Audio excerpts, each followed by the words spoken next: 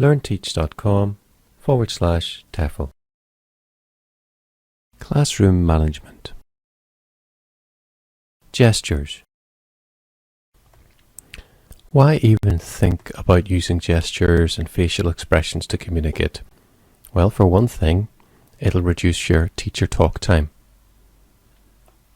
Smaller amounts of teacher talk mean more time for other things. And it'll save your voice as well. Another main important thing to consider is less teacher talk time means the possibility for more learner talk time. And when learners are talking at a suitable level in English, then more learner talk time equals more English language learning. So why think about using facial gestures and facial expressions and gestures to communicate?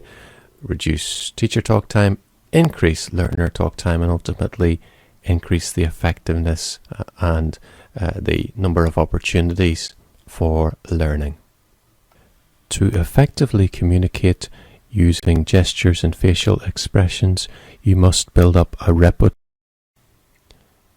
Be careful in your use of gestures, since a perfectly harmless gesture or facial expression can mean something very harmful and offensive to the language and culture in which you're teaching. Some useful gestures include stand up,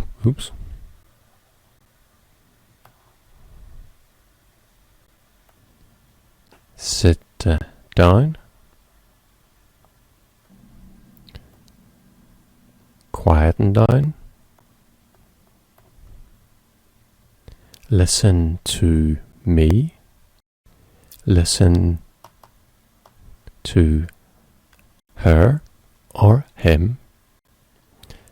Can you give me a longer answer?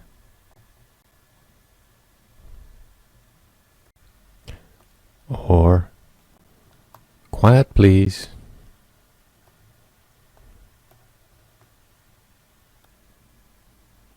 Stop noisy children, noisy students even in particular. You can use a different gesture. You don't have to use the same one, but these are some of the common situations or common meanings in which it's useful to use a gesture. And of course you'll use your common sense to avoid offence and to the culture, or to avoid inappropriate gestures for adults or children. Gestures aren't just great for classroom control issues, they're also super for grammar. For instance, you can use a backward pointing gesture to talk about the past tense.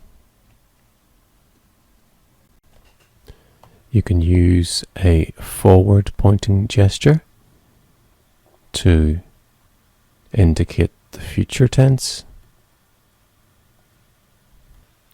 and a downward pointing gesture to indicate the present tense. So instead of actively answering the question, the gesture forces the student to think a little bit more and perhaps self-correct themselves. So gestures are an important part of your classroom management strategy.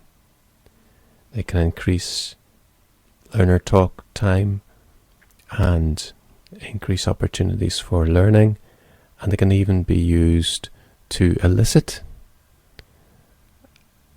responses from students and also to illustrate and elicit correct grammar responses.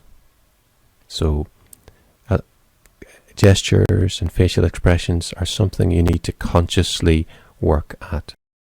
Go to lrnteach.com/TEFL.